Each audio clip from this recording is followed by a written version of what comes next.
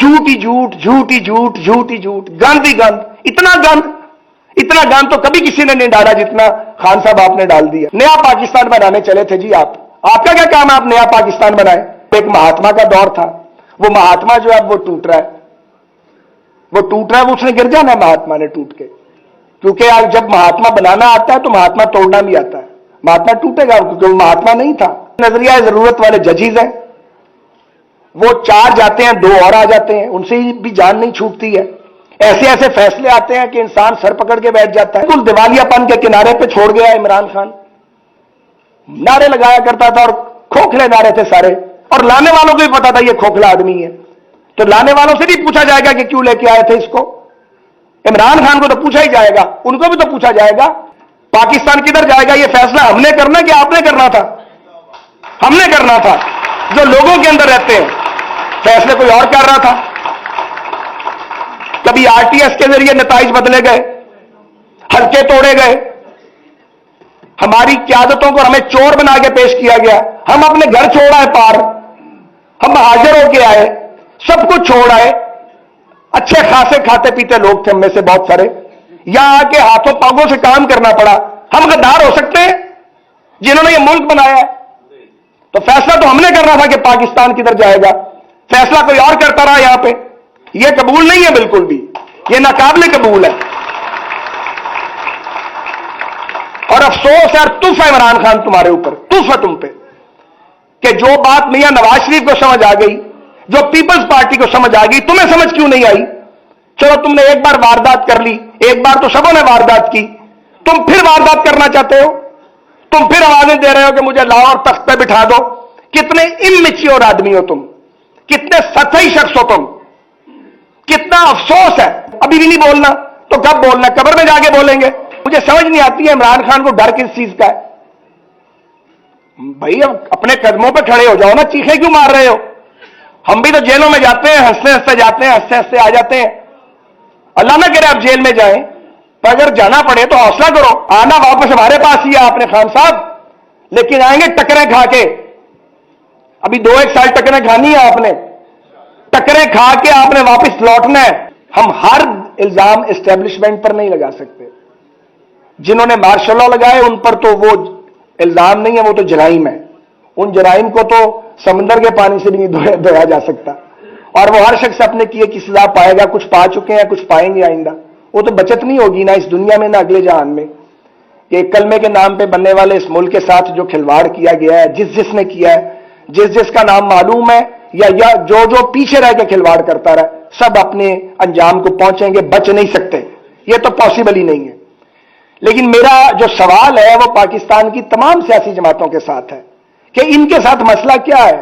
کتنی انہوں نے ٹھوکریں کھانی ہے، کتنے تجربات اور کرنے ہیں انہوں نے؟ ایک اویلیبل ہوتا ہے، وہ بات سمجھتا ہے تو دوسرا کندھا پیش کر دیتا ہے، دوسرا بات سمجھتا ہے تو ایک اور پیدا ہو جاتا ہے لاڈلا، وہ اپنا کندھا پیش کر دیتا ہے، پھر ہم ایک دوسرے کو خوب گالیاں دیتے ہیں، گھوسے مارتے ہیں، ایک دوسرے کو اڑنگے دیتے ہیں۔ اب ایک مہاتما کا دور تھا، وہ مہاتما جو ہے وہ ٹوٹ رہا ہے، وہ اس نے گر جانا ہے مہاتما نے ٹوٹ کے، کیونکہ آج جب مہاتما بنانا آتا ہے تو مہاتما توڑنا بھی آتا ہے۔ مہاتما ٹوٹے گا کیونکہ وہ مہاتما نہیں تھا۔ لیکن اب یہ پاکستان کی سیاسی جماعتوں کا کام ہے، کسی ایک سیاسی جماعت نے اپنے اندر جمہوری عمل جو ہے اس کو زندہ اور تبندہ نہیں رکھا، جیسا رہنا چاہیے۔ اختلاف ہوتا ہے، ہم بڑی بڑی سخت بات کرتے ہیں اپنی جماعتوں میں، سنا بھی جاتا ہے، لیکن جو معیار چاہیے وہ معیار نہیں ہے۔ پھر نظریہ ضرورت والے ججیز ہیں، وہ 4 جاتے ہیں 2 اور آ جاتے ہیں، ان سے بھی جان نہیں چھوٹتی ہے۔ ایسے فیصلے آتے ہیں کہ انسان سر پکڑ کے بیٹھ جاتا ہے، ایسے فیصلے آتے ہیں جو ملک کو اربوں ڈالر کا ٹیکہ لگ جاتا ہے، انہیں کوئی نہیں پوچھتا، وہ پوتر ہے، انہیں پوچھا ہی نہیں جا سکتا، توہین لگ جائے گی آپ کے اوپر۔ اب تو وہ وقت آ گیا کہ لوگ چاہتے ہیں کہ ان پہ توہین لگائی جائے، کیونکہ ملک کی توہین تو نہ کی جائے، آئین اور جمہوریت کی توہین تو نہ کی جائے۔ کوئی اپنے رشتہ داری کی بنیاد پہ فیصلے دیتا ہے، کوئی اپنے چیمبر کی بنیاد پہ فیصلے دیتا ہے، کوئی اپنی ضرورت کے تابع فیصلے دیتا ہے۔ یہ کوئی طریقہ ہے؟ اس طرح چلتے ہیں ملک؟ 22 کروڑ کا یہ ملک ہے، نیوکلیئر پاور ہے، تماشا بنایا ہوا ہم نے، ایک دوسرے سے بدلے پہ بدلہ، کتنے بدلے لینے ہم نے ایک دوسرے کے ساتھ؟ بدلہ تو پاکستان کے ساتھ لے رہے ہیں۔ اندازہ ہے کہ اس وقت ملک کہاں کھڑا ہے؟ بالکل دیوالیاپن کے کنارے پہ چھوڑ گیا عمران خان. نعرے لگایا کرتا تھا اور کھوکھلے نعرے تھے سارے, اور لانے والوں کو بھی پتا تھا یہ کھوکھلا آدمی ہے. تو لانے والوں سے بھی پوچھا جائے گا کہ کیوں لے کے آئے تھے اس کو. عمران خان کو تو پوچھا ہی جائے گا, ان کو بھی تو پوچھا جائے گا جنہوں نے فیصلے دیا عدالتوں میں بیٹھ کے, جو پروجیکٹ عمران کو تخلیق کر رہے تھے. نیا پاکستان بنانے چلے تھے جی آپ کا کیا کام ہے؟ آپ نیا پاکستان بنائے. پاکستان کدھر جائے گا یہ فیصلہ ہم نے کرنا کہ آپ نے کرنا تھا؟ ہم نے کرنا تھا. جو لوگوں کے اندر رہتے ہیں, فیصلے کوئی اور کر رہا تھا. کبھی آر ٹی ایس کے ذریعے نتائج بدلے گئے, حلقے توڑے گئے, ہماری قیادتوں کو ہمیں چور بنا کے پیش کیا گیا. ہم اپنے گھر چھوڑ آئے پار, ہم حاضر ہو کے آئے, سب کچھ چھوڑ آئے. اچھے خاصے کھاتے پیتے لوگ تھے ہم میں سے بہت سارے, یہاں آ کے ہاتھوں پاؤں سے کام کرنا پڑا. ہم غدار ہو سکتے ہیں جنہوں نے یہ ملک بنایا ہے؟ تو فیصلہ تو ہم نے کرنا تھا کہ پاکستان کدھر جائے گا. فیصلہ کوئی اور کرتا رہا یہاں پہ.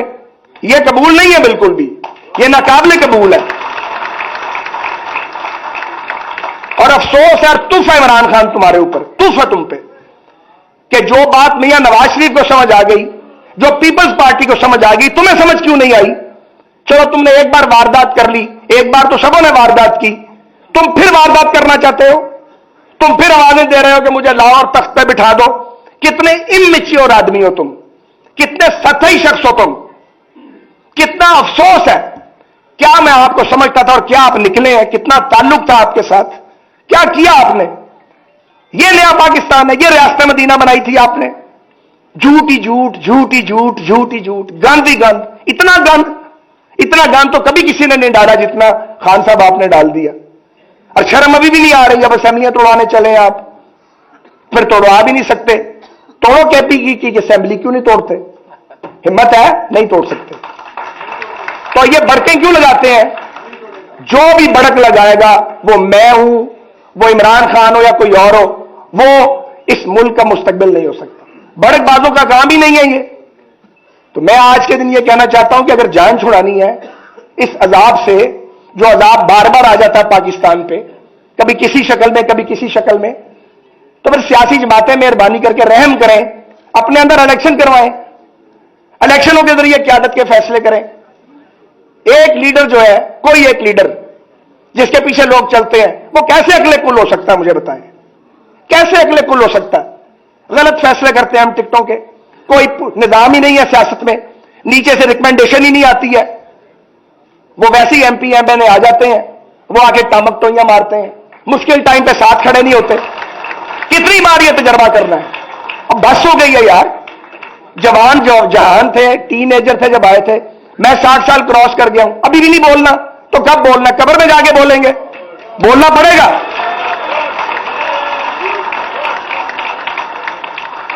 آپ یقین کریں, آپ یقین کیجئے, یہ جو پروسیس تھا, یہ جو عدم اعتماد ہوا, میں اون کرتا ہوں, میں اس میں پوری طرح شامل تھا. ایاز صادق صاحب شامل تھے, رانا ثناء اللہ خان صاحب تھے, ہم تینوں لگے ہوئے تھے اپنے کام پہ. بالکل ٹھیک کیا, ہمیں یہ کرنا چاہیے تھا. لیکن جب کیبنٹ بن رہی تھی, میں نے شہباز صاحب کی منت کی, میں نے کہا مجھے وزیر نہ بنائیں, پوچھ لیں آپ شہباز صاحب سے. لیکن وہ انہوں نے کہا کہ تم لوگوں نے مجھے آگے کیا, اب تم لوگ کہتے ہو کہ تم نے ساتھ کھڑے نہیں ہونا. جواب کوئی نہیں تھا. یقین کریں کوئی دلچسپی نہیں ہے اقتدار کے اندر رہ گئی.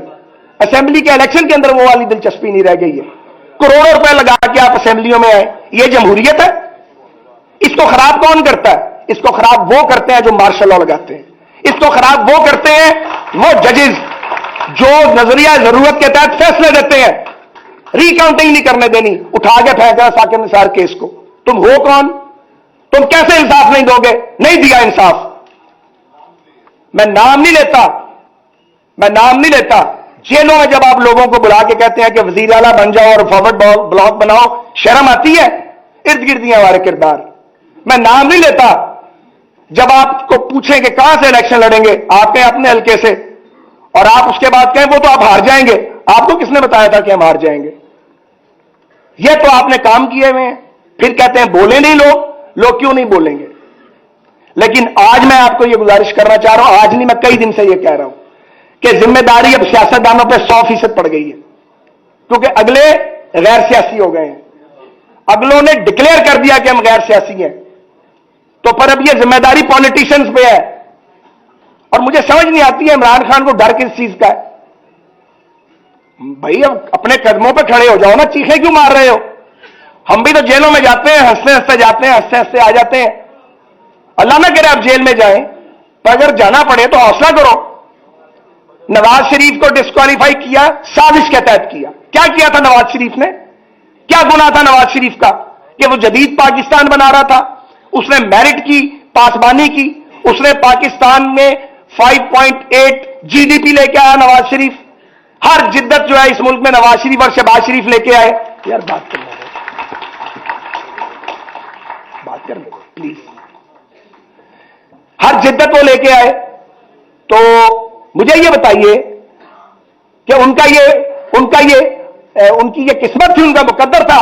بیٹی اندر, بیوی بستر مرگ پہ, 3 بار کا منتخب وزیر اعظم جناب, کبھی 40 دن کے لیے اٹھا کے لے جاتے ہیں, کبھی اس کو وہاں پہنچا دیتے ہیں جہاں پہ انسان زندگی موت کی لڑائی لڑتا ہے.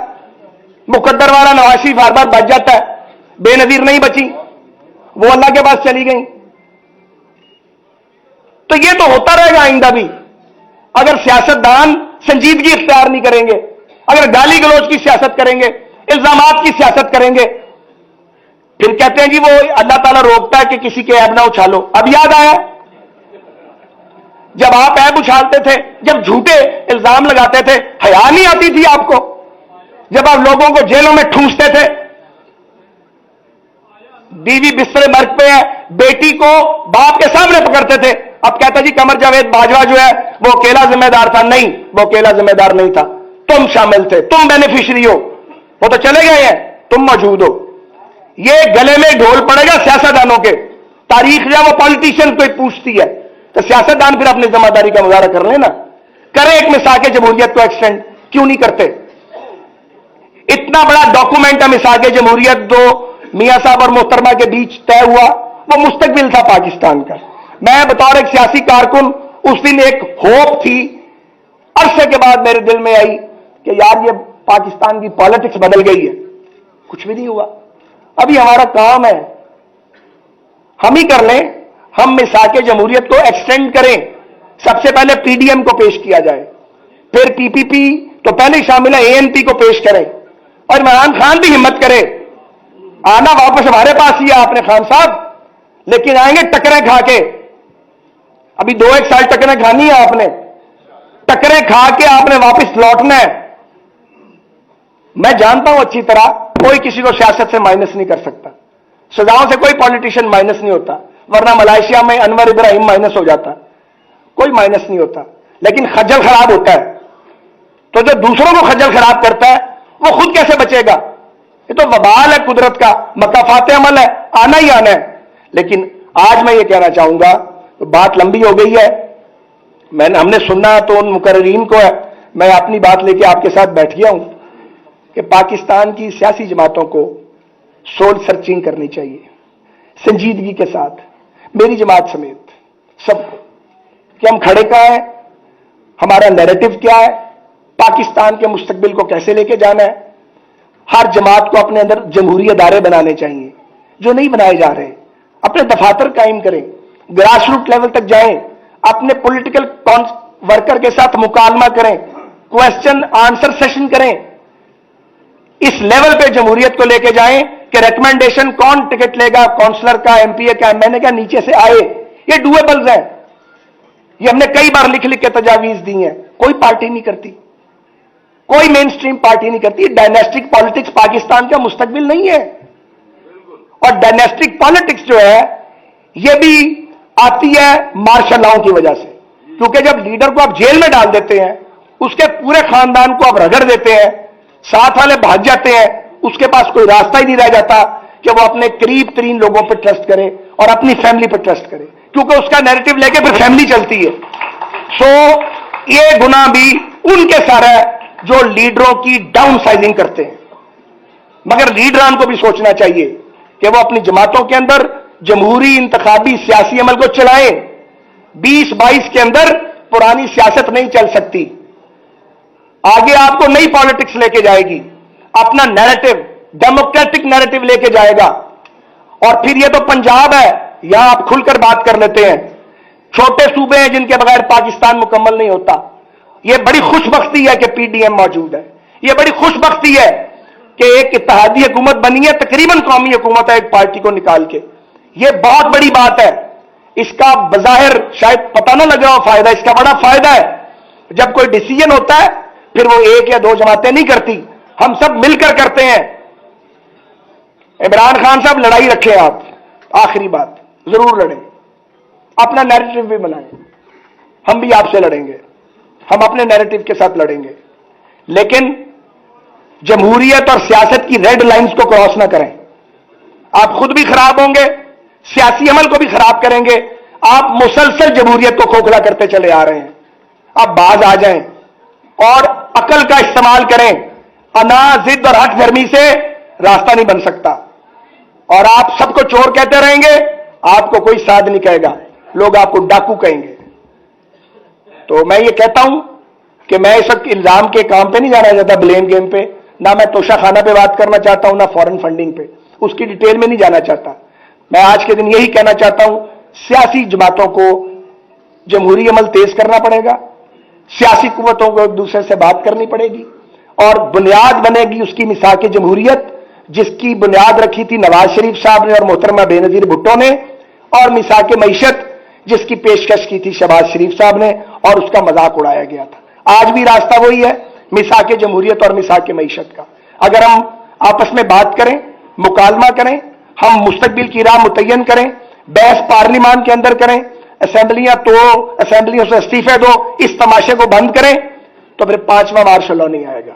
لیکن اگر ہم ایک دوسرے کے گریبان پھاڑیں گے, ایک دوسرے کو گھسیٹیں گے, تو کبھی کسی وقت پاکستان میں کچھ بھی ہو سکتا ہے. پاکستان پائندہ باد.